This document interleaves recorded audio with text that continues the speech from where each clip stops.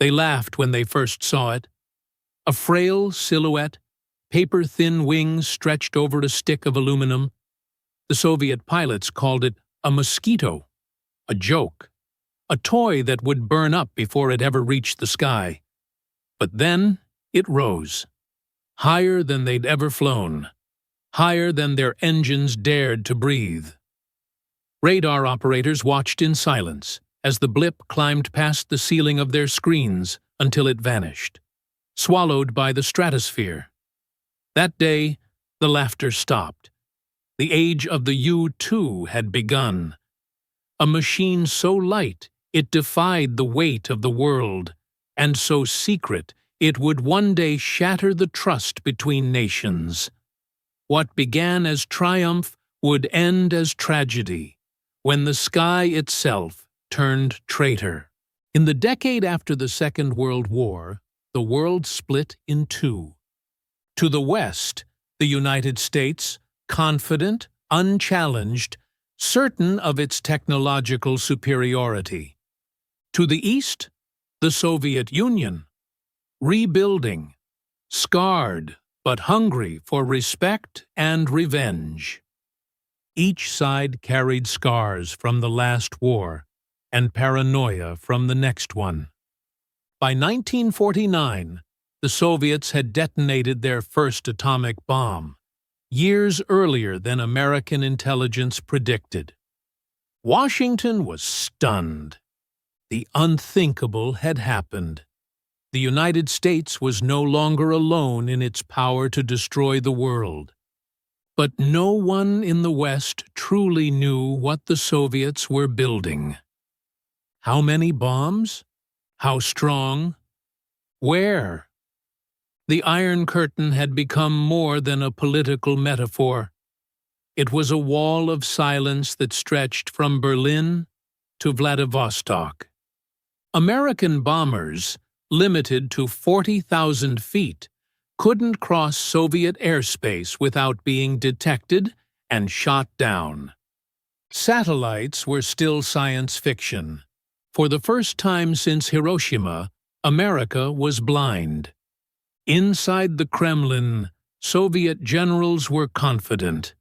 Their air defenses were dense, their MiGs fast, brutal, and proven. They declared proudly, "No foreign aircraft can enter the skies of the motherland." Across the ocean, President Dwight D. Eisenhower listened to intelligence briefings with growing frustration. Maps covered his desk. Maps filled with empty spaces.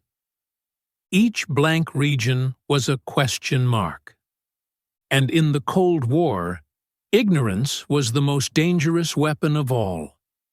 Every rumor of a new Soviet missile, every whisper of a nuclear test, became a spark for panic. If the Soviets were building long-range rockets, America needed to know. But how could they see what no one could approach? It wasn't just curiosity, it was survival. In 1953, the CIA began searching for an answer, a way to see over the Iron Curtain without crossing it. They had tried balloons, modified bombers, even camera-equipped rockets. Nothing worked. Every solution was too slow, too visible, or too easy to shoot down. The problem wasn't just engineering. It was physics. To spy without being seen, a plane would need to fly higher than any engine had ever sustained. Above the reach of radar, above the reach of missiles, above the reach of reason itself. At those altitudes, air was barely air. Wings stopped lifting. Engines stopped breathing. The human body, without protection, would boil from the inside out. It was madness.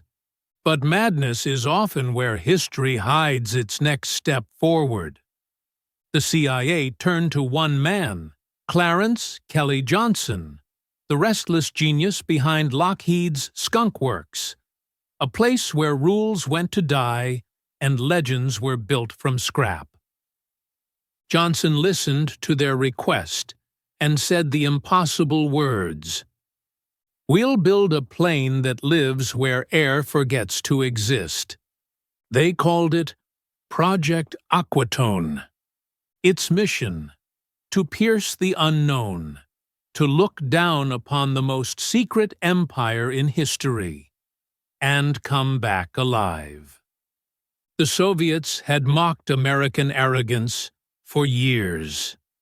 Now, that arrogance was about to take shape, thin as a bird, silent as guilt, and higher than pride could reach. In Moscow, Air Force Commander Pavel Gigerev received reports of strange contrails over Eastern Europe. Too high for fighters, too straight for meteorites. His staff dismissed them as weather phenomena, atmospheric illusions.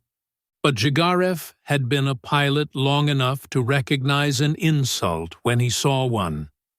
Something or someone was watching them. Still, the Kremlin remained sure of its shield. They had built their radars, their MiGs, their missiles. They believed in gravity, and gravity had always been on their side. They didn't yet understand. The enemy was learning to live without it. By 1955, tensions were electric. Soviet scientists announced new advances in hydrogen bomb technology. American newspapers printed fear. In Washington, Eisenhower approved the first U-2 reconnaissance flights, even as he warned his advisors, "If one of these planes is shot down, there will be hell to pay." The orders were clear. No markings, no identification, no trace of American involvement. If captured, the pilot was on his own. Each mission was a roll of the dice against Armageddon. But to the men behind the project, the engineers, the pilots, the analysts, it wasn't espionage. It was vision. They believed that knowledge could prevent war, that seeing could stop killing. They believed the truth was worth the risk. And so, on a still morning in the Nevada desert, the first U-2 prototype lifted from the runway. It wobbled at first, ungainly, fragile, like a paper kite. Then it steadied, and rose, and rose. At 70,000 feet, the curvature of the Earth was visible. The sky turned dark, not blue, but a deep indifference, where sound faded and engines whispered. The test pilot, Tony Levier, radioed back, "It flies, like it shouldn't, but it does." He laughed, quietly, not from joy, but disbelief. For the first time, a human being looked down upon the weather itself. On radar screens across the western states, the U-2 disappeared. It wasn't stealth, it was simply beyond reach. When news of the test reached Eisenhower, he gave a thin smile. For the first time in years, the United States could see beyond the horizon. But, as history would soon prove, the higher you fly, the further you fall when secrets come crashing down. It was built in a hangar that officially did not exist. A nondescript warehouse in the Mojave Desert, far from cameras, far from questions. Inside, engineers worked under lights that buzzed like interrogation lamps. Their badges bore fake names. Their families thought they were building weather balloons. Lockheed called the place Skunk Works, a joke that hid a truth. Here, nothing smelled right, but everything flew. Clarence Kelly Johnson stalked between drafting tables, a cigarette always burning down to its filter. He spoke little and demanded everything. "Weight is the enemy," he said. "Altitude is victory." What he and his crew were designing defied every textbook on flight. A plane so light it could glide for hours on the thin breath of the stratosphere. Wings wider than a bomber's, yet thinner than a man's hand. An engine that gasped on air almost too empty to sustain flame. It shouldn't have flown. It did. Barely. Early tests ended in smoke and wreckage. Fuel froze. Hydraulics failed. Pilots returned pale, describing how the horizon curved away beneath them, how the controls stiffened until a single touch meant death. They called it the coffin corner, a slice of air where 1 knot faster meant disintegration, and 1 knot slower meant stall. At 70,000 feet, flight was not freedom. It was negotiation with gravity's patience. And yet, when it worked, it was beautiful. The U-2 rose like an idea escaping human limitation. At that height, the sunlight was unfiltered, violent. Below, clouds looked carved from marble. Thunderheads bloomed silently. The pilot floated between blue and black, a living witness to the edge of Earth. The first full-power ascent stunned even Johnson. Telemetry screens showed the impossible, a sustained climb beyond 70,000 feet. Ground crews stared at instruments as if they'd glimpsed a ghost. One whispered, "We're looking at God's ceiling." In that moment, America possessed an eye the world had never known. Soon after, the CIA took control. Civilian engineers became agents overnight. Pilots were recruited not from the Air Force, but from its shadows. Men who could vanish on paper as easily as on radar. They trained in deserts where compasses lied and horizons shimmered with heat. Each learned to treat the U-2 not as an aircraft, but as a creature. It demanded calm hands and a quiet mind. It punished ego. One pilot described it later. "When you're up there, you're not flying the plane. You're asking permission from the sky." In 1956, the U-2 crossed into history. Its first real mission lifted from Wiesbaden, West Germany, before dawn. Its orders: penetrate Soviet airspace, photograph nuclear sites, return unseen.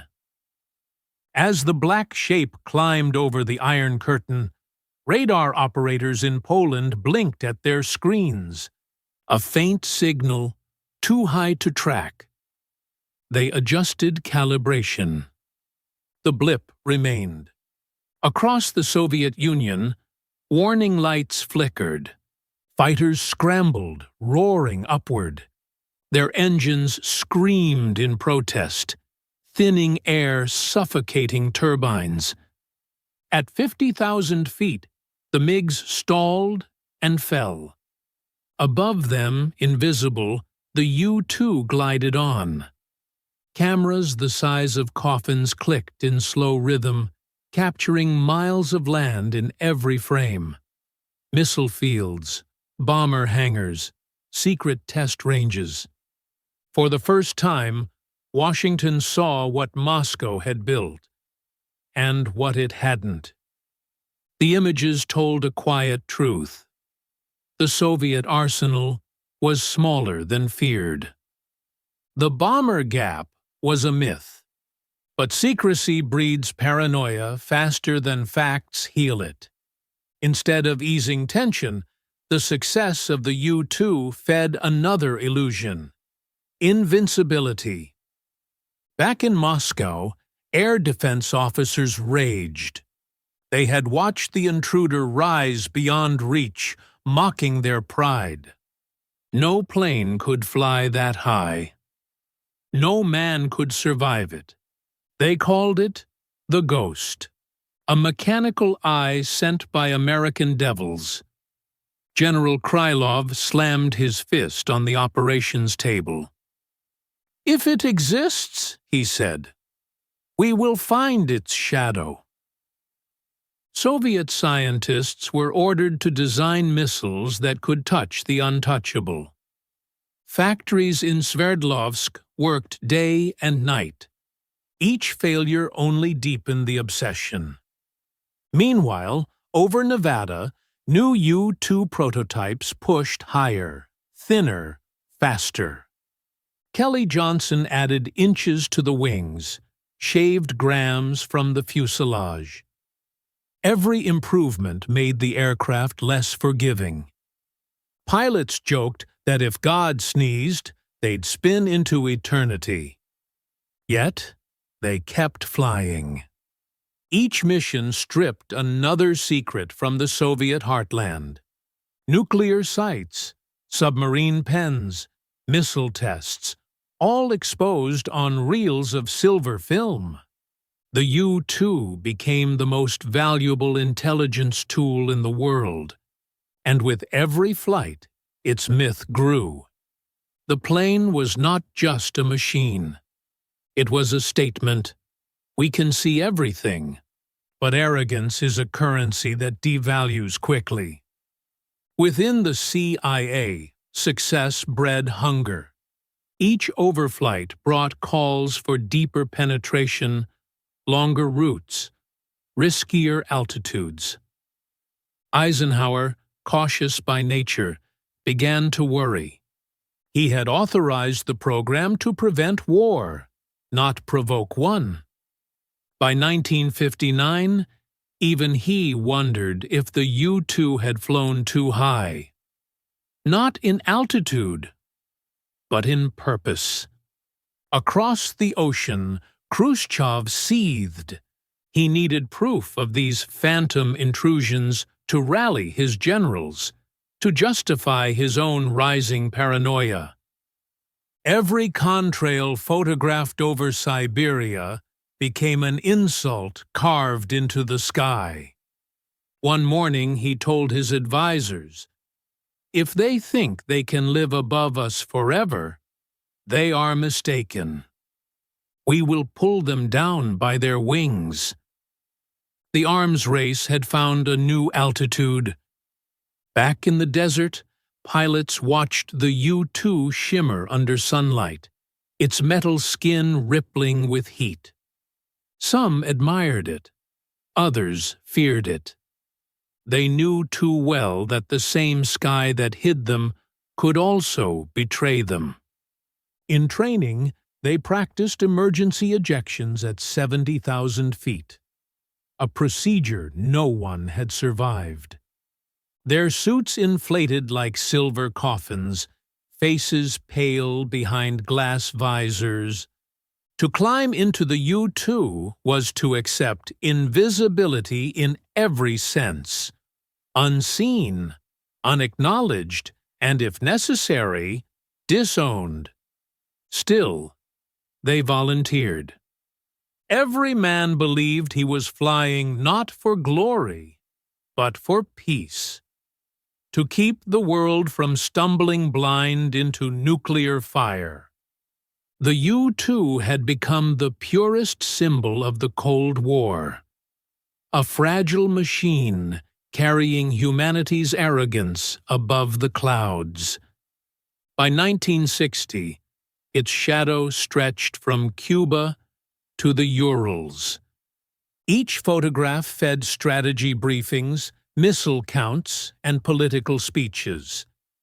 The balance of terror now rested on film developed in dark rooms lit by red light. And somewhere, behind the steel doors of Skunk Works, Kelly Johnson stood before a fresh blueprint, already sketching the next impossible idea. A jet that would make the U-2 obsolete before its secret even reached the newspapers. He called it the A-12, a step toward the black, toward speeds where air itself would ignite. But the U-2 was not done teaching lessons. Before it could fade into legend, it would fall, and take with it the illusion of safety built on altitude.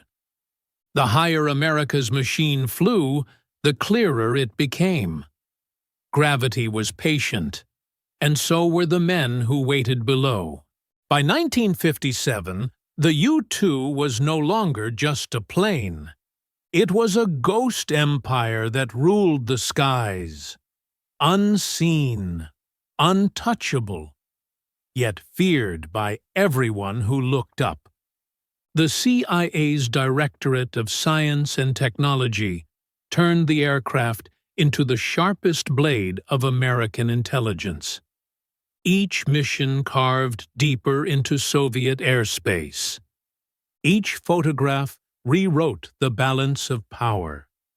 The irony was absolute. The plane that saw everything was itself invisible. From bases in Turkey, Pakistan, and Germany, U-2s rose before dawn, their wings silvered by first light.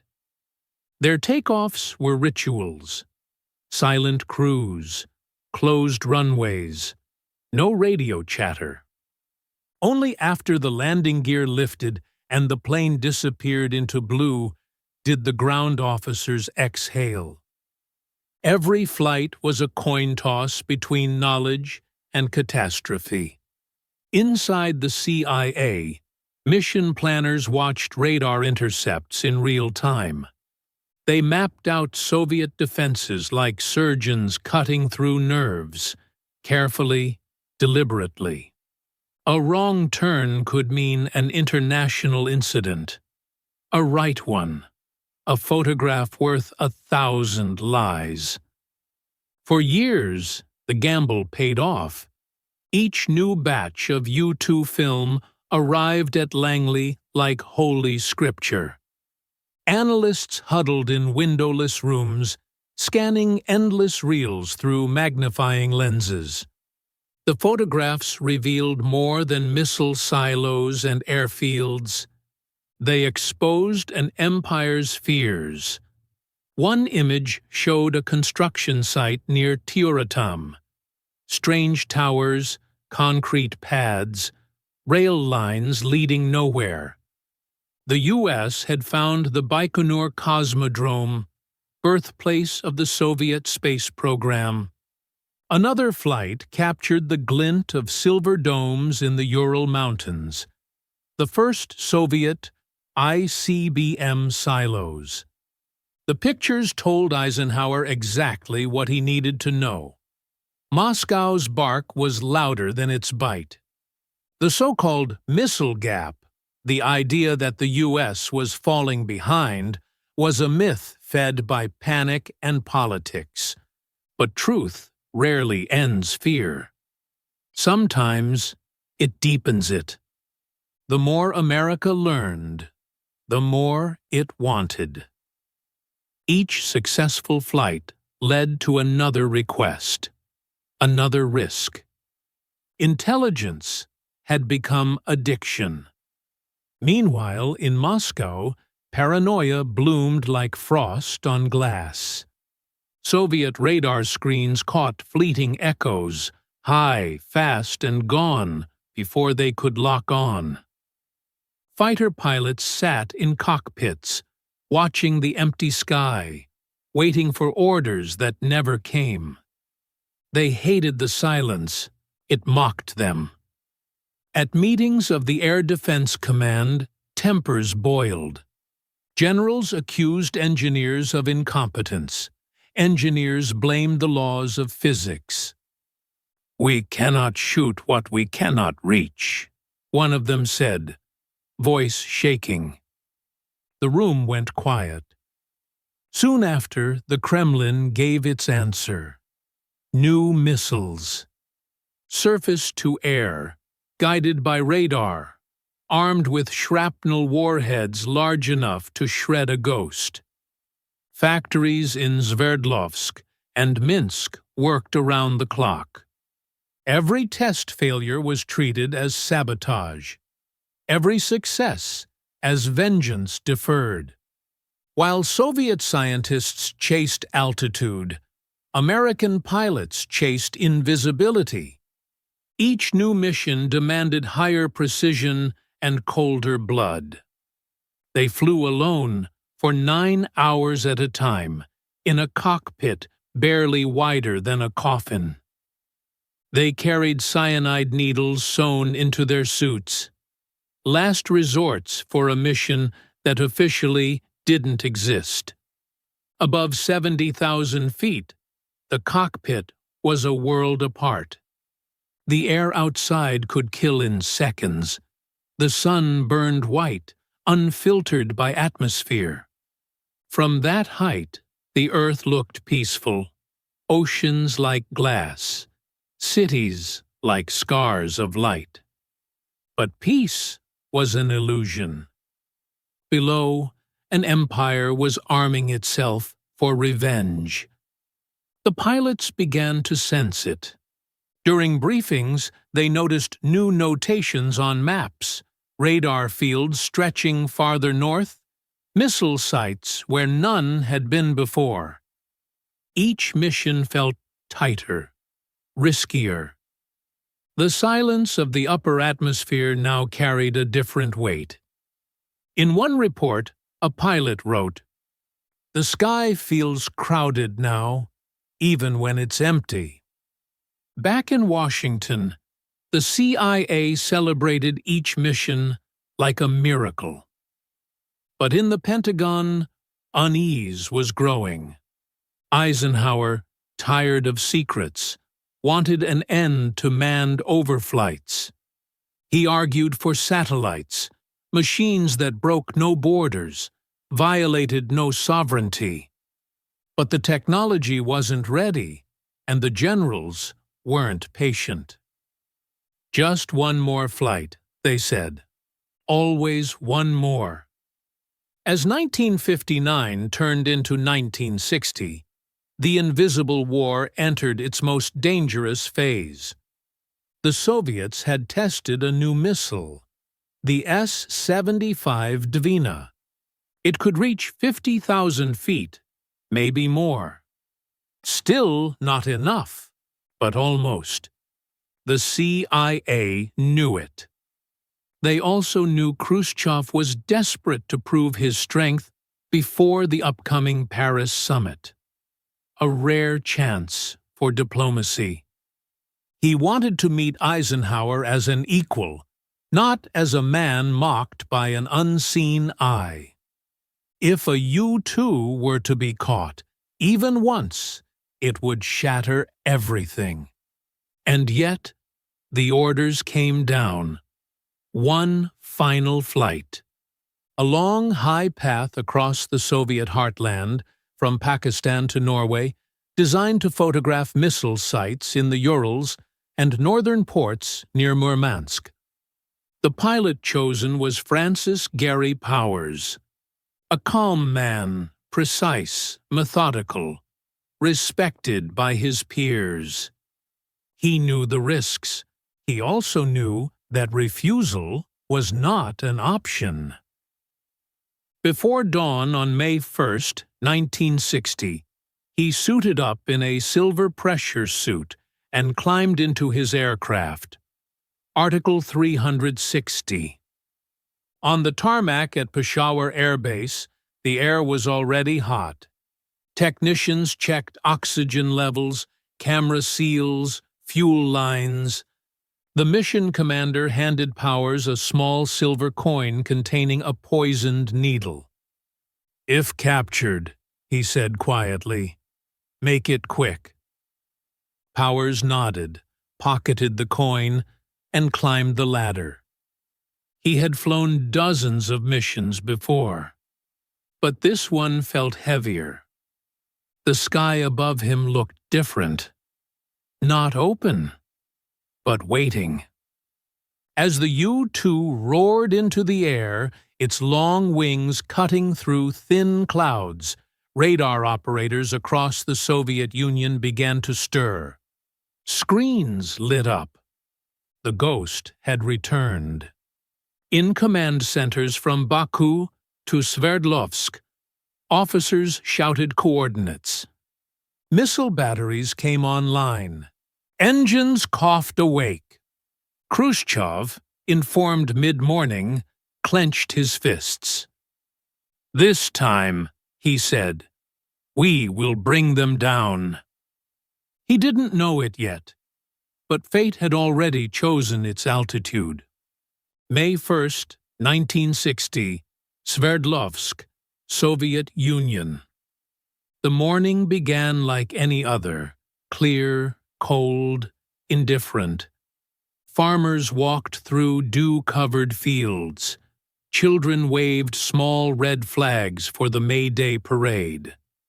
No one knew that above the thin spring clouds, a silver silhouette was slicing through their sky at 70,000 feet. Francis Gary Powers sat alone in his cockpit, suspended between earth and nothingness. He checked his instruments. Altitude steady, cameras humming, oxygen stable. Each click of the shutter below him recorded another secret, another risk. He was 3 hours into the mission, halfway across the Soviet heartland. To him, the world below looked peaceful. Rivers winding like veins through green and ice.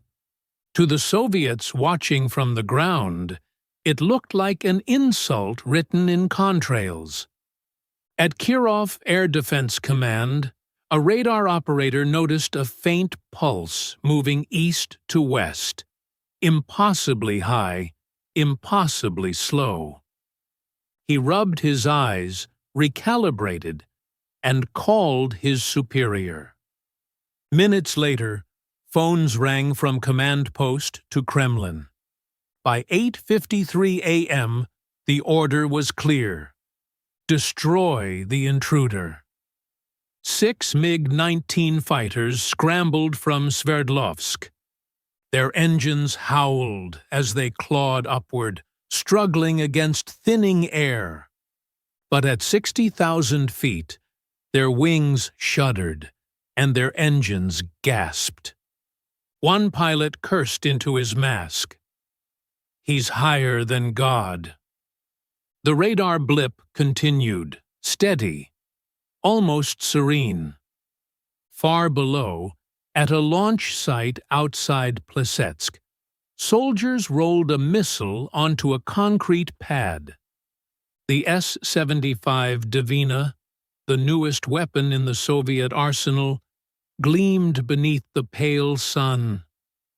Operators locked coordinates, fingers hovering above firing switches.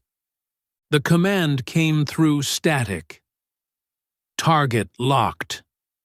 Fire. 3 white trails tore upward into the sky. To the villagers below, it looked like lightning in reverse. Powers didn't see them. At that altitude, you rarely saw anything. Only the horizon, black above, blue below, and the vibration of the engine. Then, a flash. A single tremor through the fuselage. An explosion, distant, almost muffled, like thunder in a vacuum. The U-2 lurched violently. Alarms screamed. The right wing was gone. Hydraulics failed. The aircraft began to spin. A long, graceful fall from the heavens.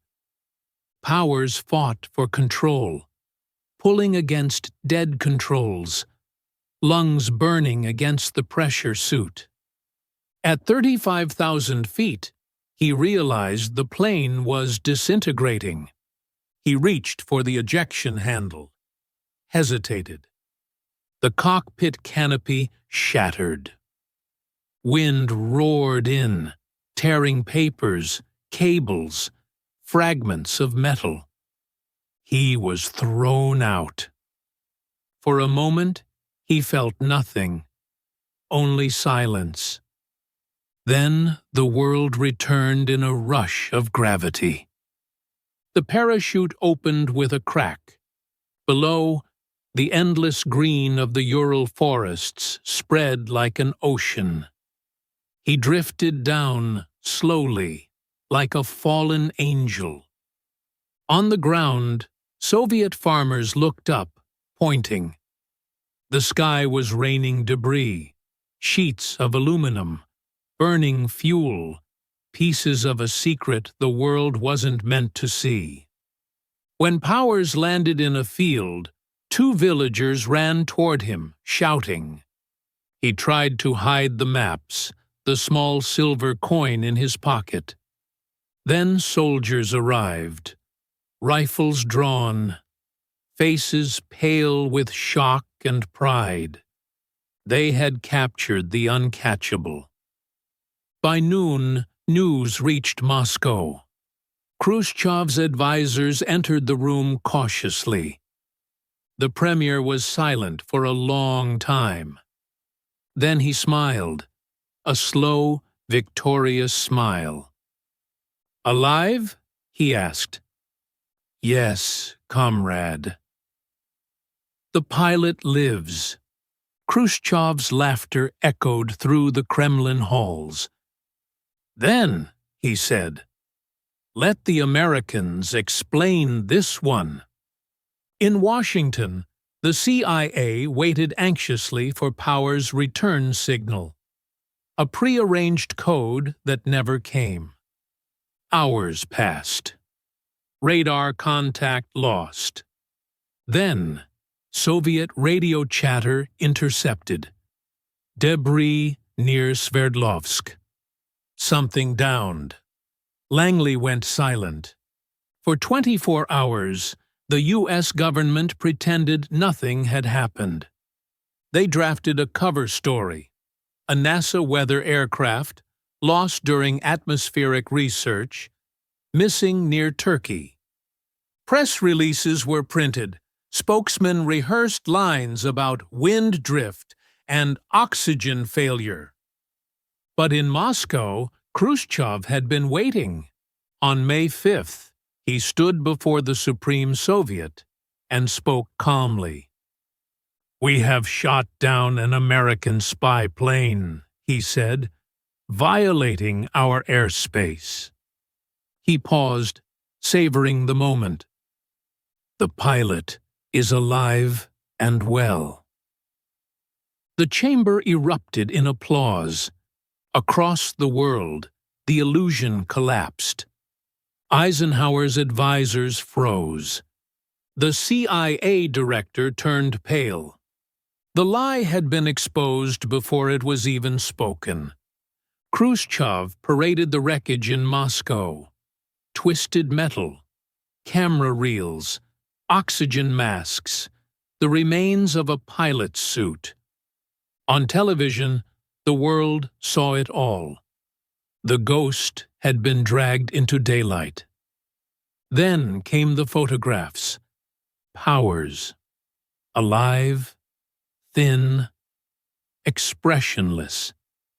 Standing before Soviet interrogators under blinding lights. The mechanical god had fallen, and its prophet was on trial. Eisenhower faced the cameras days later, jaw tight, eyes tired. He could have denied everything again. But denial was useless now. He took responsibility. Cold, heavy words that burned the room. "Yes," he said, "I authorized these flights." The admission shattered diplomacy. The Paris summit collapsed before it began. Khrushchev stormed out, shouting that the U.S. had one face for peace and another for spying. For the first time in the Cold War, the United States looked like the villain in its own story. In Moscow, propaganda posters showed Soviet missiles pointing skyward. "We protect our sky." In Washington, editorials spoke of humiliation, arrogance, and betrayal.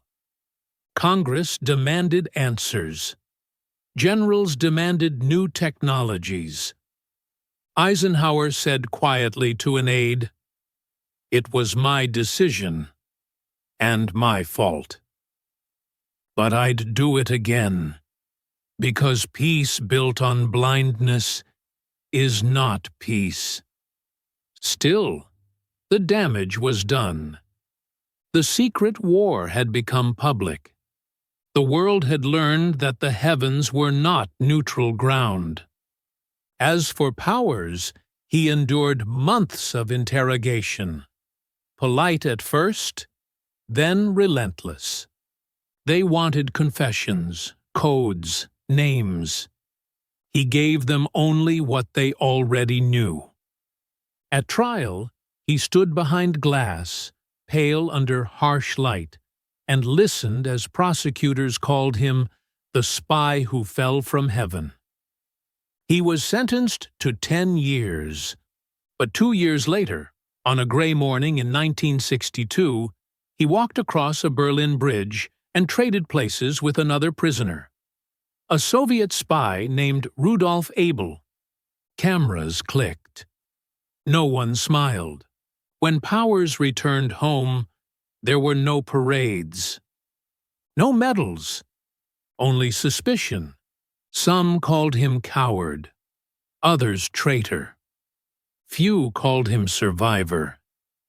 He faded quietly into civilian life, the man who proved that even in the Cold War, the sky had limits.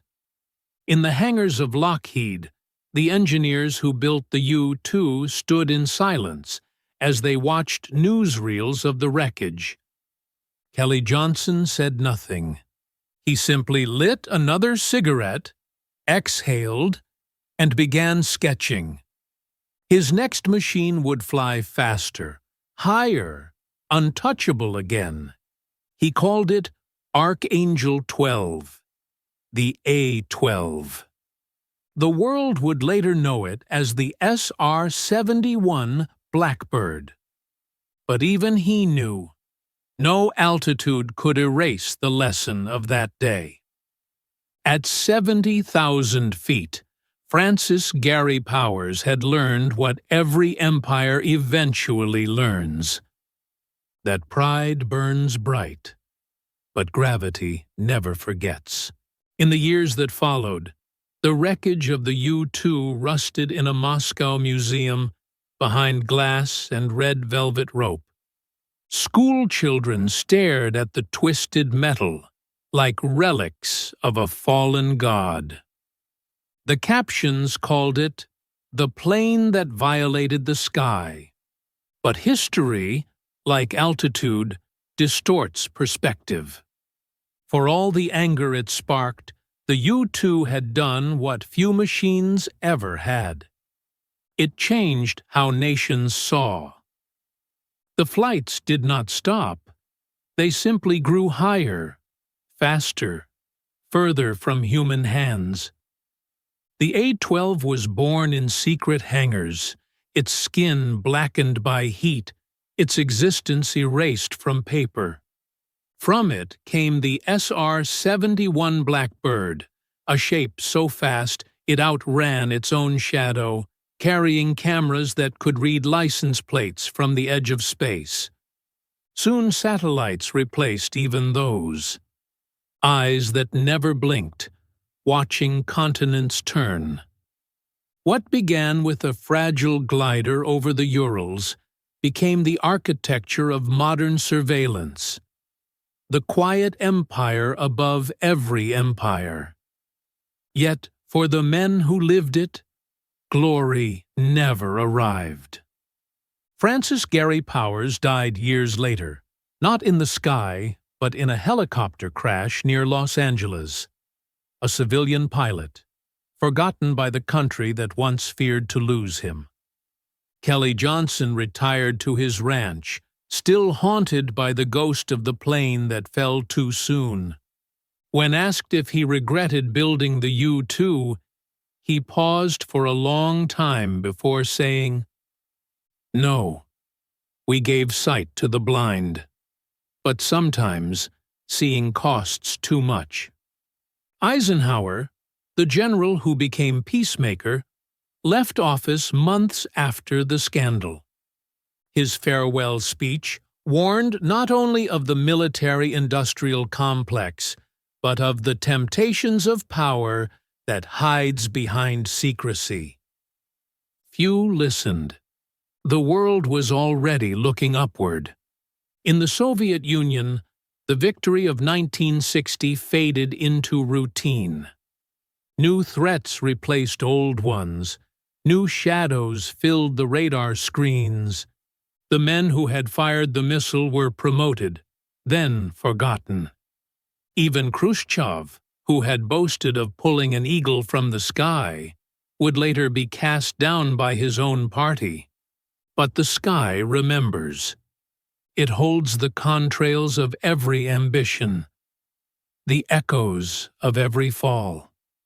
At 70,000 feet, where the air turns thin and colors fade to indigo, the boundaries of nations blur. The world looks fragile, almost peaceful. Up there, war seems absurd, a human invention too heavy for the light of the upper atmosphere. Yet it was in that same silence that humanity learned its paradox.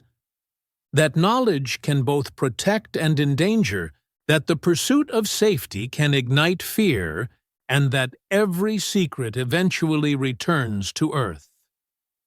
Today, the descendants of the U-2 still fly. Upgraded, renamed, their missions cloaked in the same quiet language of necessity. Satellites orbit overhead, and drones hum invisibly above our cities.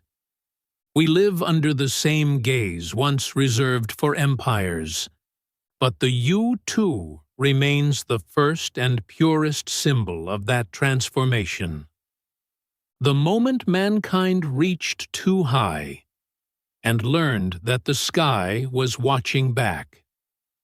In the end, no one truly won the Cold War of the clouds. One side built the eye, the other built the arrow. Both learned that altitude does not mean control, only distance. And somewhere, in the thin air between blue and black, the ghost of that frail machine still glides, silent and eternal, reminding us that power and pride are only different forms of the same gravity. Because in the Cold War, victory was never measured in bombs dropped or borders drawn, but in the secrets carried on the wind. And for one brief, blinding moment, a fragile plane touched the heavens and paid the price.